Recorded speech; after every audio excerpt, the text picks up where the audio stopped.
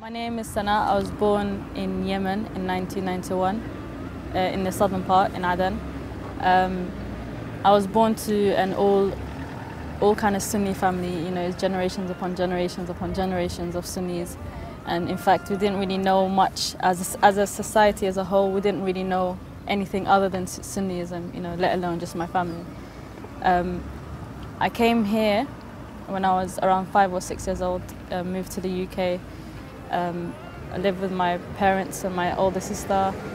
You know, we grew up in a kind of a British society, but with Arab culture. Well, when we came here, I came with my dad because my dad and my sister, because he holds a British passport. He was born here, and my mum had to wait for her visa and stuff. So I guess the thing I remember most about that time was being apart from my mum for 10 months. She came 10 months after us, and yeah, so my dad kind of had to juggle work and 2 kids. You know, we were really young at the time, so it was kind of difficult for us as a family. I think this is a good thing. My family aren't really strict in terms of religion or culture or anything, so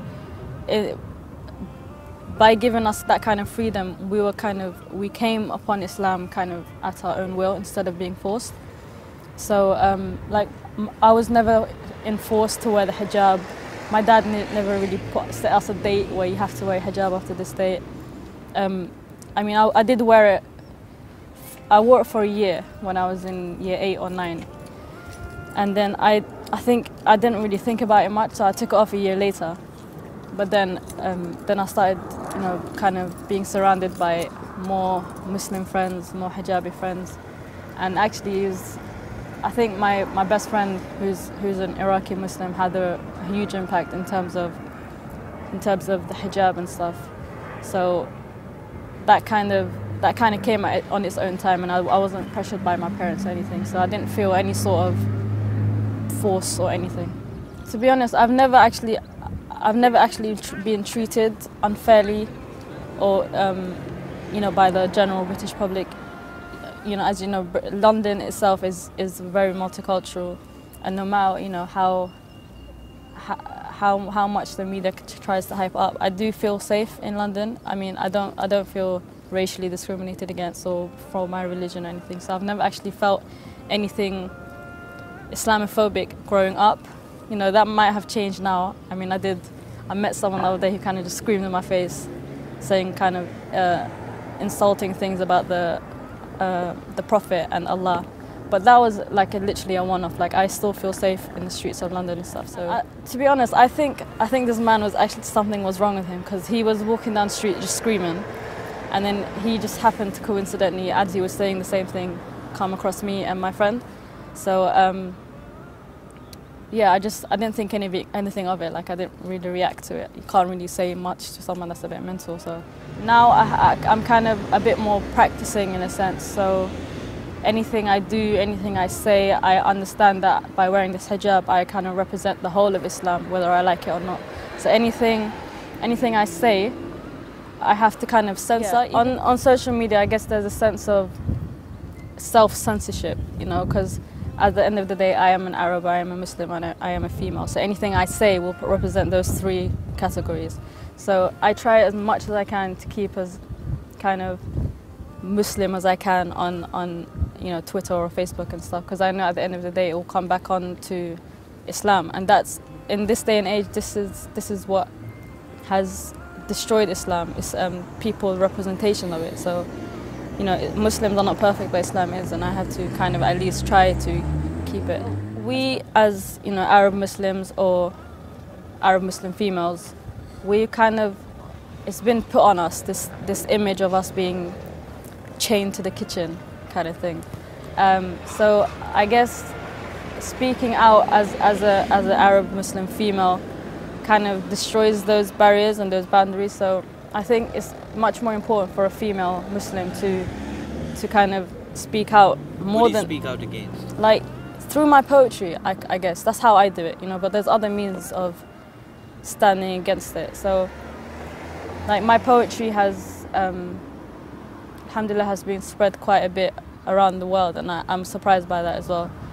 But people come up to me and they say, like, this is the first time we see a hijabi woman, you know, like saying this and that, or kind of being the complete opposite to what we were told of, you know, the traditional Arab woman. So I think we have to fight that whole kind of image that we have been forced, that's been forced upon us. I go to Yemen on a yearly basis. Alhamdulillah, I'm blessed with that. In Yemen, I'm kind of, you know, I feel at home, but it's not home. And here I feel at home, but I'm not home, you know. So I guess, like, you know, the humans will never be satisfied with anything they get or have. So, like, when I go back there, I feel like one person puts it like perfectly. He says, Englishmen amongst Arab and an Arab amongst Englishmen. So that's kind of what I feel when I go to Yemen or when I'm here. When I'm in Yemen, I feel like I need to kind of bring out the English side of me more. When I'm here, I need to bring out the Arab side of me more to kind of balance out the... How are those two sides different from one another? Well, when I'm here, I kind of have to stick to my Muslim roots and my Arab culture. So like, doing certain things will not be allowed, and I totally accept that and I agree with that. In Yemen, maybe speak up a bit more as a female. So that's the main differences, I think. My parents have instilled religious principles and values in us since, you know, a very young age. My mom is very proud that she got us praying and fasting at the age of 5 and 6. So I can't say they're not religious. I'm just saying that they're not strict. They're not the type to enforce it upon you if you don't want to. You know, it's a thing of understand and practice more than practice, and that's it.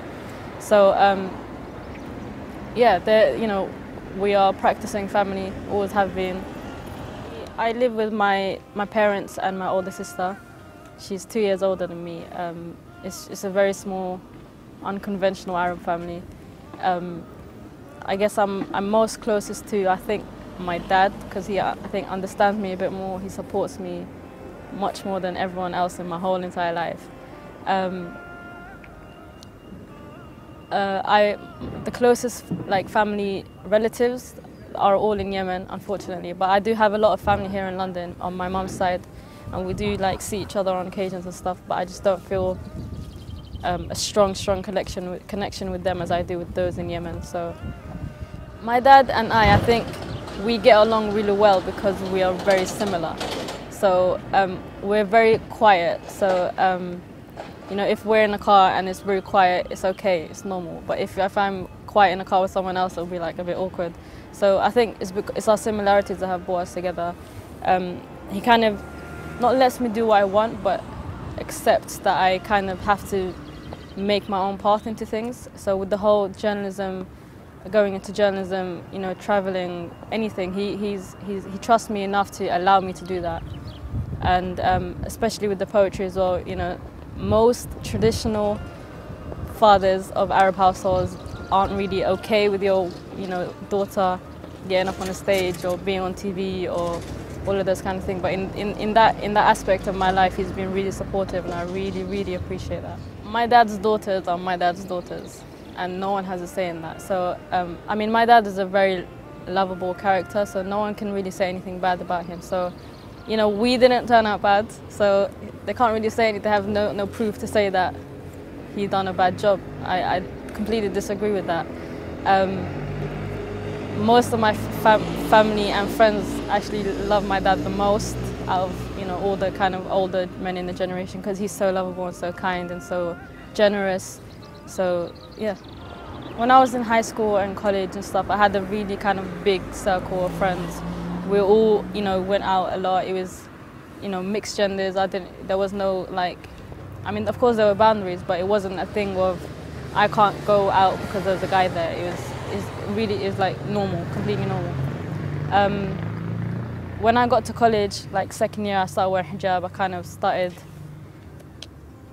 like hanging out with a bit more girls, Muslim girls and stuff. My best friend Noor, she kind of guided me a lot in that time of my life, and I actually think it's all down to her, the fact that I'm here today.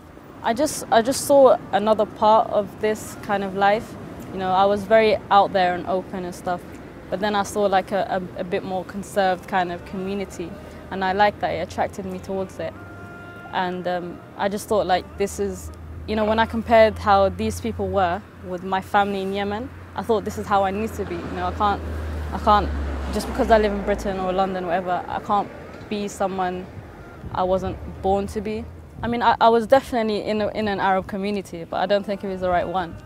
You know, there was a lot of things going on that maybe shouldn't have been going on, like within, you know, kids, teens, what they do and stuff, get in trouble and running away and all of this kind of stuff. But I wasn't really interested in that kind of atmosphere, and I preferred to be a bit more Muslim.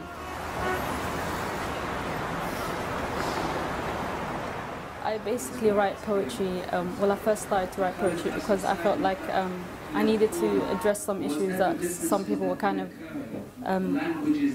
being blind about or being ignorant to, and my poetry basically focuses on politics more than anything. I started off with politics anyway, and recently, since this whole like not conversion, but let's say correction of belief, I've started kind of writing a bit more religiously. I have some poems which kind of are directed towards Ahlul Bayt, you know, and injustice that happened in Karbala and stuff. And since that happened, I think I kind of I see the link between politics and religion more clearly now than ever. And I can't kind of talk about politics and injustice in this day and age without kind of talking about it in the historical sense. I feel like we should all, you know, whether we are journalists or poets or scientists, whatever you want to do, I think we should all come together and address the issues of, you know, historical injustice and today's injustice. Because at the end of the day, if you don't want to do it for yourself, then you do it for your brothers and sisters. If you don't want to do it for that, then you do it for, you know, the awaited Imam, who will at some point return, and he will need people of all sectors of society, of all levels of society, to kind of back him and his army and stuff. So that's basically what pushes me and motivates me now to write poetry.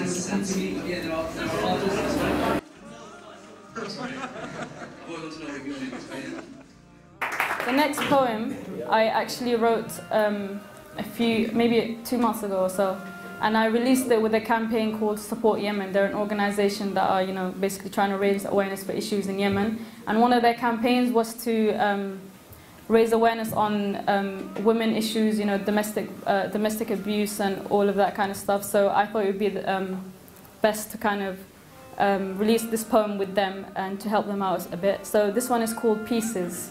And it's a true story, by the way, which is why I've decided to address it. I sit face down with my head in my arms, while a pool of tears is flowing in my palms. I'm listening to cries being thrown around, and the cries around me and the walls around me are echoing the sound, making it twice as loud and twice as frightening. Conflict is building up like thunder and lightning. I'm only 7 years old, and I hear her cries. I see her tears in the darkest of nights, and every time his voice is raised, I want to punch his face. I want to hold her close and leave this place, and my heart breaks anytime I see her face in my mind. In my mind, I've killed him 1,000 times, and I've injected him with the pain that I see in her eyes. How could an angel so pure become a victim of the devil? I'm frozen in time, but my mind never settles. They tell me my mother was a victim of love, and she fell for a man she knew nothing of. She was blinded for the man who awoke in her heart and left the family for the man who would tear them apart. Grandma told her, baby, don't go, please just stay. She said, Mama, please leave me, I don't feel no pain. I'm in love with this man, he's no stranger to me. And without her parents' blessings, he got down on one knee. She accepted without consent, and with him she ran. With a killer I later found myself calling Dad. I don't know how he managed, but he brainwashed an angel. And with the goodness of her heart, the devil was able to control her feelings and control her head. Who what she thought was love left her scarred and dead. Emotionally first, he suppressed and degraded her, and she never fought back, because that's not the way her parents raised her. I can't help but think patience killed my mother, and now I'm impatient to kill my mother's lover.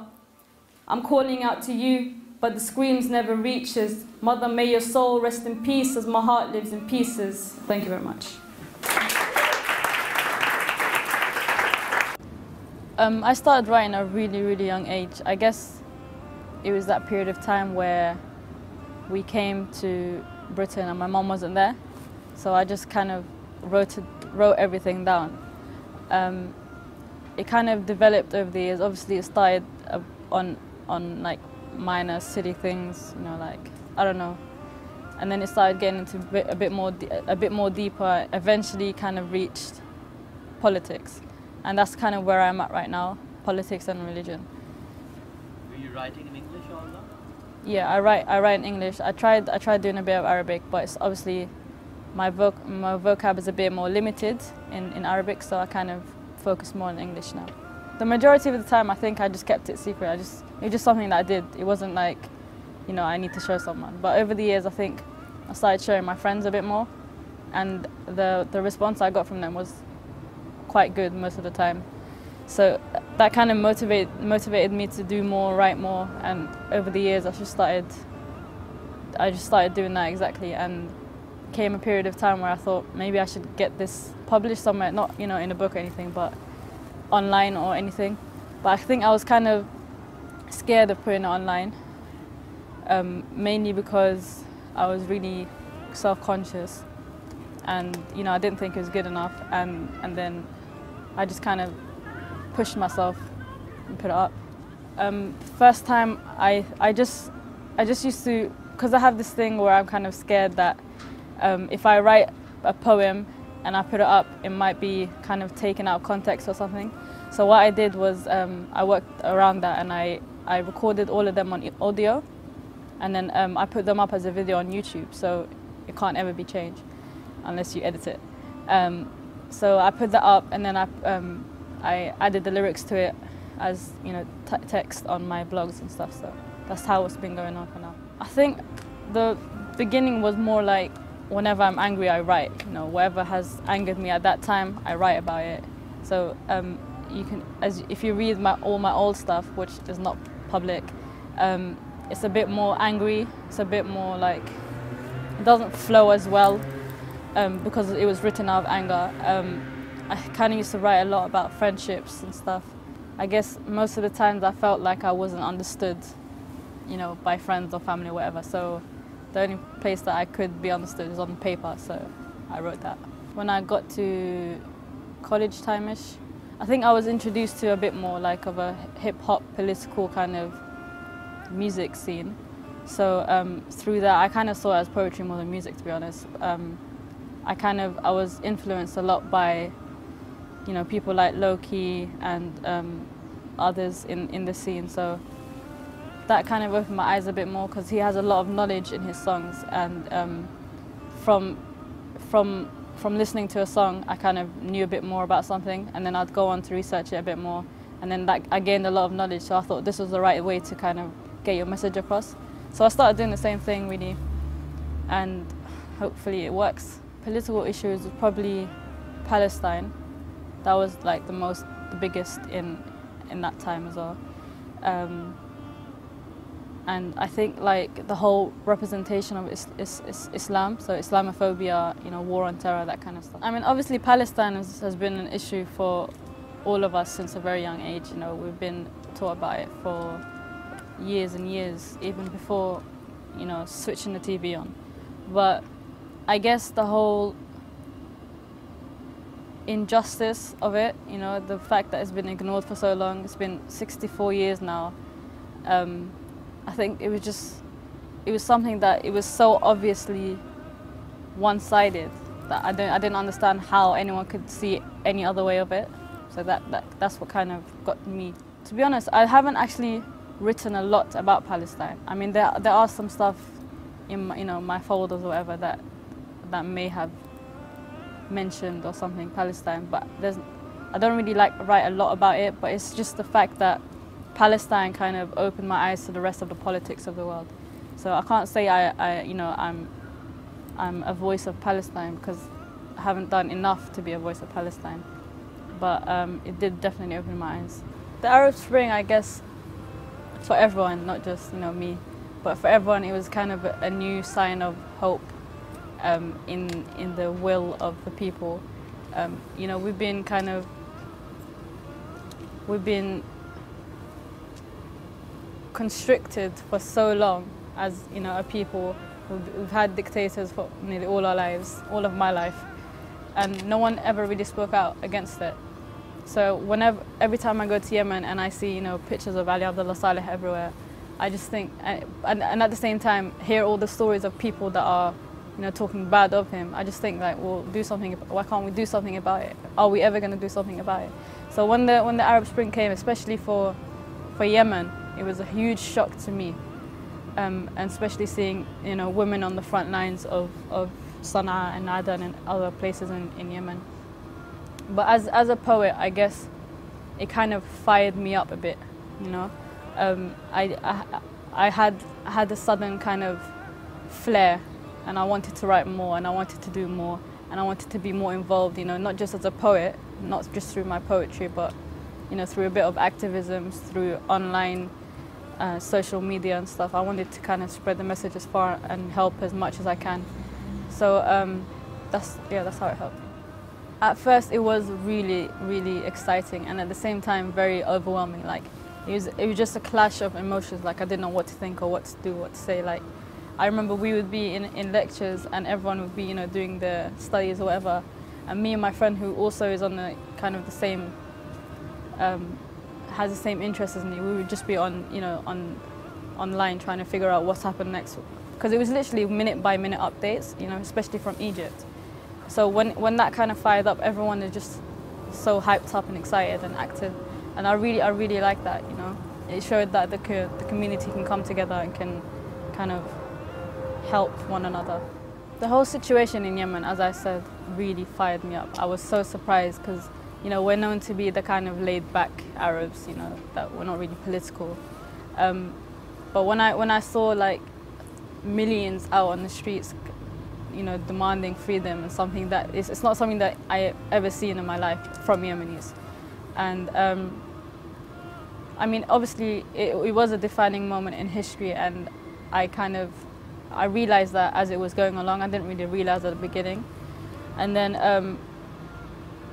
it took nearly a whole year for Ali Abdullah Saleh to leave Yemen, and to be honest, that kind of surprised everyone. It kind of showed his kind of it showed his sly but smart moves as a politician.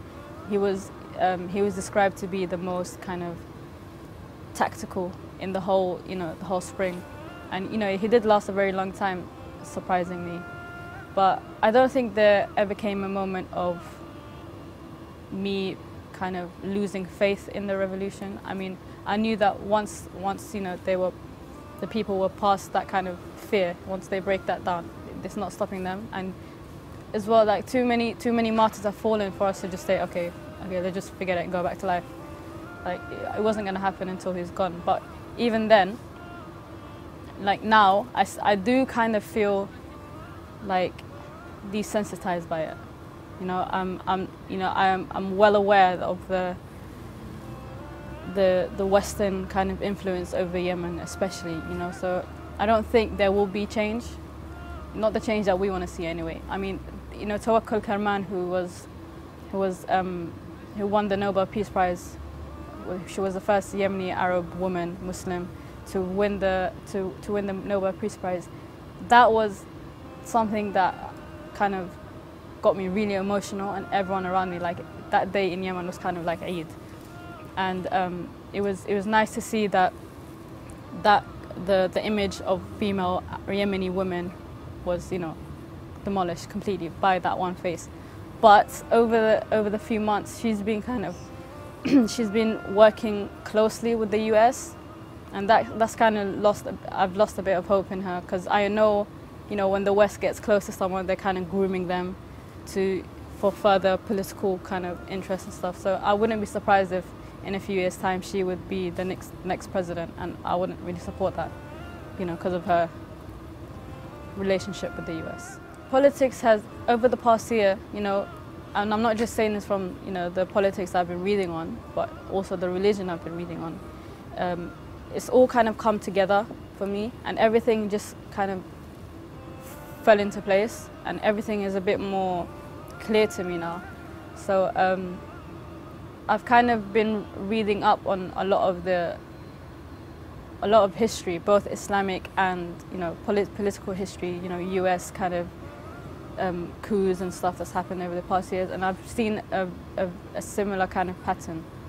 So I'm now at a stage where I of course support freedom and revolution and stuff, and now, but I still know that it won't happen in this way, and I'm well aware of, you know, the tactics that are being used by Western powers in the region, and I know they're interested in the region as well. So I kind of try to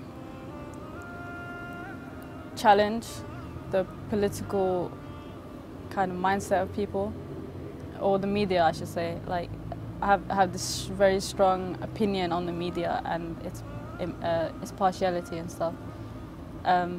So everything I write kind of comes back to the media. So, for example, I have a poem called Mr. BMP, which kind of, you know, we were introduced as Muslims through the media. You know, no one actually really came up to us and talked and stuff, but the destruction of the Muslims came through the media and the lens. So obviously that's what people like the BNP and the EDL see of us. They don't know us in, you know, face to face by nature personally. So I have a poem that's called Mr. BNP, and it kind of challenges their ideologies and policies against Muslims. And that's been, I think, one of my favourite ones. I have a few things to say. Did you know that Brits live on my land to this day? 1832, that's when they first entered and occupied my land. That's when they first took over and colonised Yemen. They were born there. They grew up and lived for 132 years, and you ask me, Mr. Smith, you ask me what rights I have being here. See, I don't understand. All the money I earn goes back into your hands, your pocket. They call it tax, but it's just theft made legal. It's shocking. Why do you hate me? Why do you try provoke me? Is it the hijab on my head, the jilbab I wear, or the scarf around my neck? Is it my father's facial hair? It is, innit? That's why you all stare. You're scared. I'll tell you what, I'll wear my hijab. I'll risk it. Because regardless, I'm more British than your tea and biscuits. See, I didn't steal your job, Mr. BMP. Your job looked at you and it came to me. See, I went to school and I got an education. In fact, my main goal in life has always been elevation.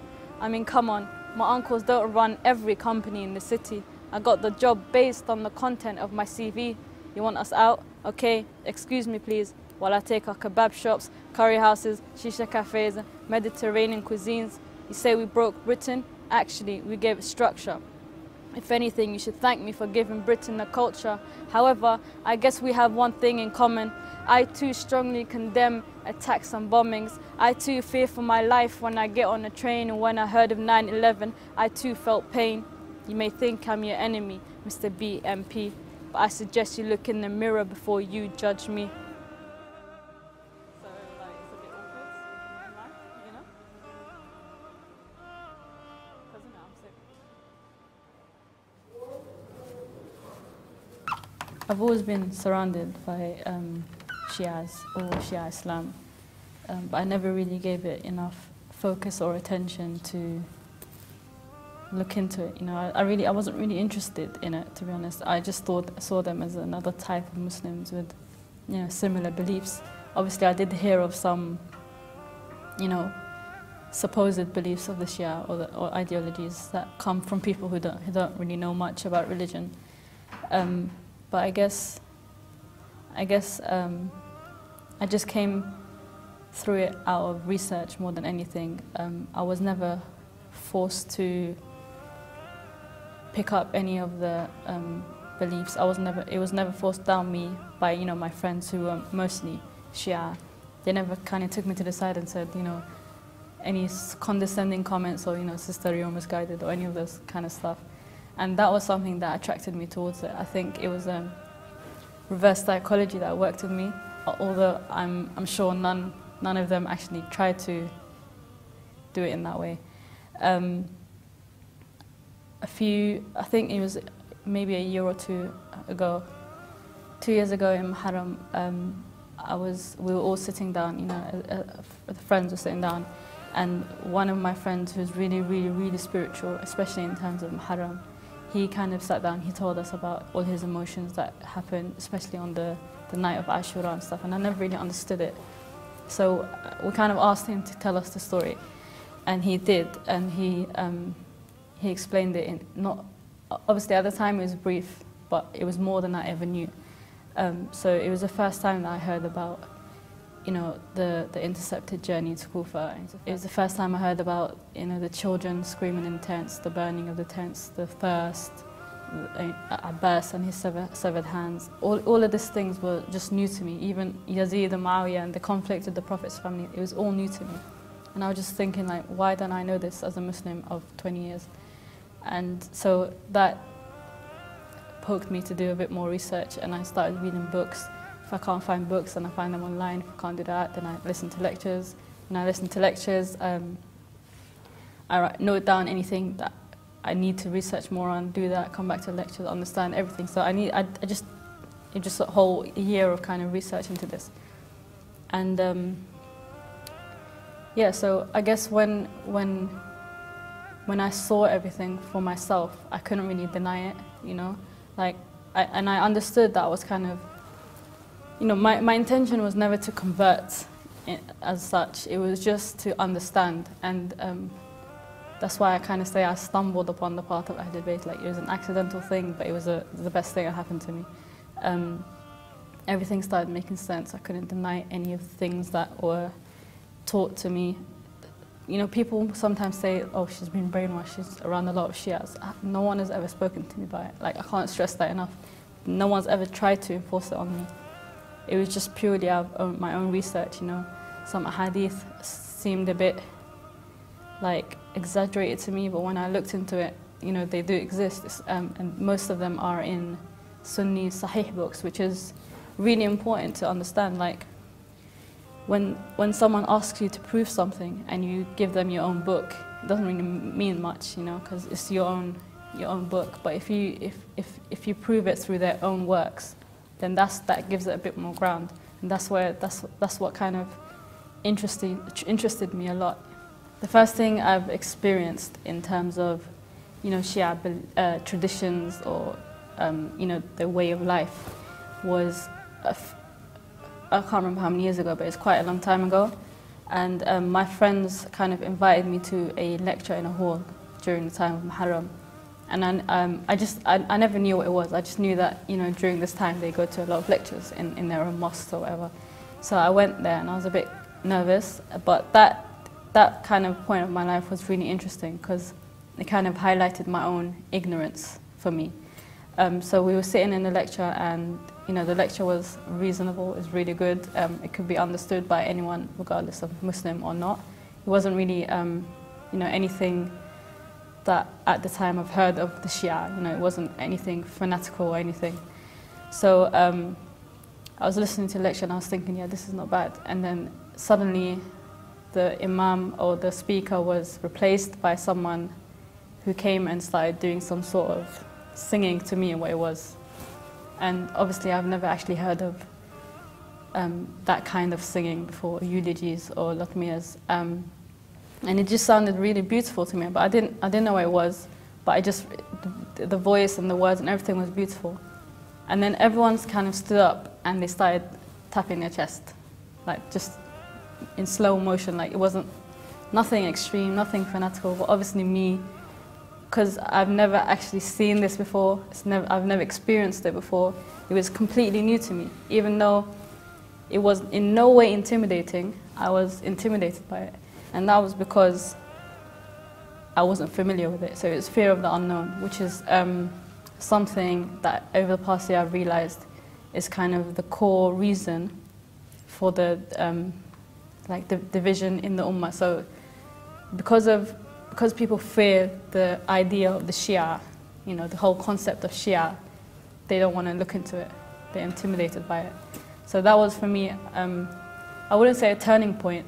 I mean, then it wasn't a turning point, but looking back now, I kind of see my own ignorance. As I said, I came from a Sunni family. Everyone in Yemen, well, the majority of Yemenis are Sunnis, but in the culture that I was living in and stuff, we never really knew about Shia. Like, I went to Yemen 2 years ago and I was talking to my cousin about it. She's like, what's Shia? To that extent. So obviously when I came here, I was a bit surprised to see there were other types of Muslims and stuff. So, and I never really, I knew they were there.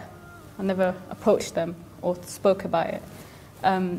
So I didn't feel the need to kind of inquire or anything. It wasn't interesting to me. I just knew that they were Muslims and whatever. Obviously I've heard of misconceptions, you know, all of these crazy stories that I've found to be completely false and fabricated. So, but I never actually, I can't say I felt any sort of hatred or prejudice against the Shias even before. The main book that kind of sealed the deal for me was Then I Was Guided. And a lot of people say that when talking about Shia and stuff, because that book kind of showed me how to prove the Shia beliefs through Sunni methods, through Sunni resources. And that, like, when I read that, I literally read it in a day. Like, that's how into it I was. And I was like, that's it, like, you can't deny it. Like, it's not like these hadith are, you know, coming out of nowhere. They're coming out of Sahih books. So that for me was like the main kind of thing. Other than that, I was on like Islamic sites online. And obviously, I would go to Shia websites as opposed to, you know, people who hate the Shia websites. I remember once on Twitter, I must have said something and someone replied to me and said, "Sister, you're misguided," gave me a link. And I clicked on the link and the website was called shiabs.com, and we know what BS stands for. So I was thinking, like, if you want to approach people, do not do it in a way that will send them running away from you. So, you know, there's ways to approach people. And it's just people like that, when they come, they tell me something about someone and they give you a link from someone that hates that someone. It's just like that to me. I'm like, that's not credible for me. So I had to go through, you know, to the source of it and find the information from there. And when I did, it kind of made sense to me. My friend recommended this book, and then I saw her and she gave it to me. And then I read it and I started, like, because of the Sayyid's use of, like, a hadith that came from Sunni books, it got me really into it. I was like, if these hadith are in Sunni books, then why have they been overlooked? So I just sat there reading the whole day. I literally blocked out the whole world, my family, everyone, and I just sat there reading. It didn't take as long as I expected. And it just kind of, everything made so much sense. To me, this was a kind of, it was all based on logic rather than emotion, you know. I could be arrogant about it and say, you know, I could be arrogant and proud and say that, okay, I've read this and I know it's true, but I'm not going to do it because I can't say that I was wrong this all my life. But like when you're searching for the truth, you have to let go of pride and arrogance, and you have to accept the truth, even if it's swimming against the tides of, you know, social conformity or family traditions or anything. I kind of read it. I mean, I can't say I convert. Firstly, I don't like that word, converted, because, you know, I'm still a Muslim and I wasn't Muslim. But it's just a thing of that kind of pushed me deeper into it. So I didn't stop researching. I haven't stopped researching till now. And the day I converted, as you say, was the day I knew this was the right thing for me. It wasn't the same day I read the book, but it was a few months after. I was like, this is it. This is for me. And then I was actually doing a skydive on the same day.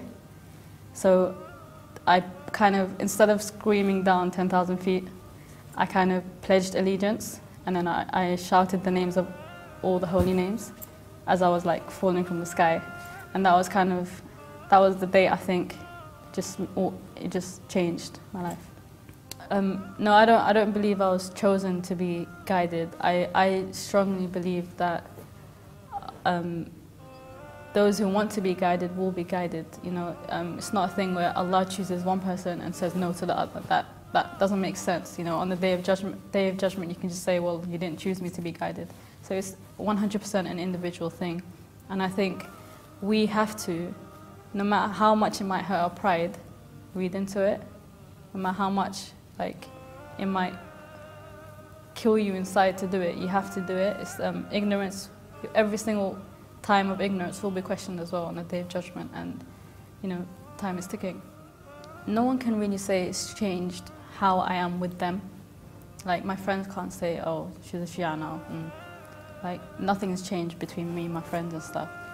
But internally, it has changed me. Like, for example, now I understand the world a bit more. You know, it might sound crazy, but I think politics and religion are very closely combined, can be combined. And because I understood religion, I now understand the politics of today. So I think Islamic history is pivotal in understanding 21st century Islam. I strongly believe, you can call me crazy for this, but you know, the army of Yazid and you know, the enemies of the Prophet are still working today, are still propagating today. Yeah, over the past few months, I've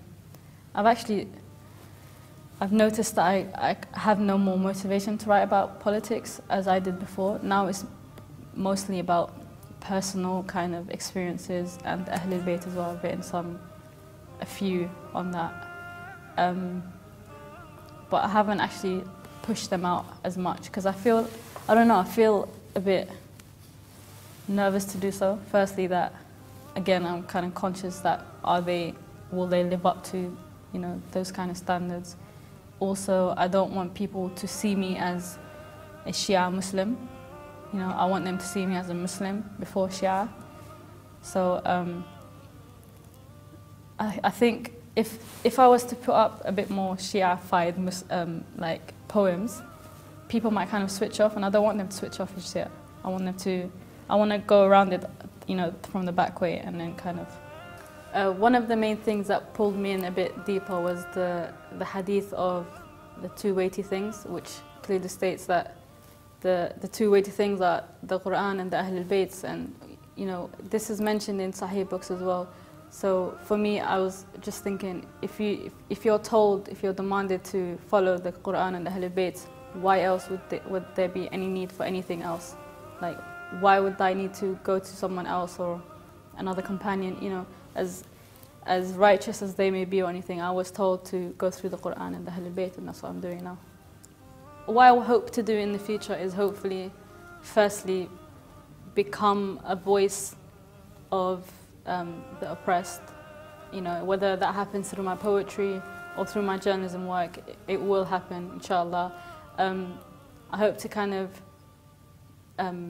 shed light on a few of the oppressions that we as Muslims face, you know, both here and all the people struggling in the third world, as they call it.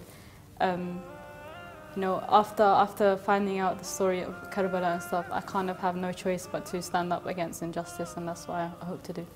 With every tick of the clock, our lifetimes separate. Oh, tears of sorrow to him rise, evaporate. Speak to him of broken smiles, take me to him, levitate. Tears still my words, listen to them, paraphrase. Tears still my words, listen to them, paraphrase. Why did you leave? Oh, rainfall, don't add to this surrounding puddle. I'm drowning in my tears, and these tears, oh how subtle, they're able to crush humans, transform us into rubble. I'm retracing your tracks, unable I fall and stumble. Where are you? The eyes swell at the glimpse of your image. Once the story starts, the tears never finish. Absence destroys the heart and the soul is diminished. Your Absence destroyed this heart and this soul is diminished. When will you return? When will you return?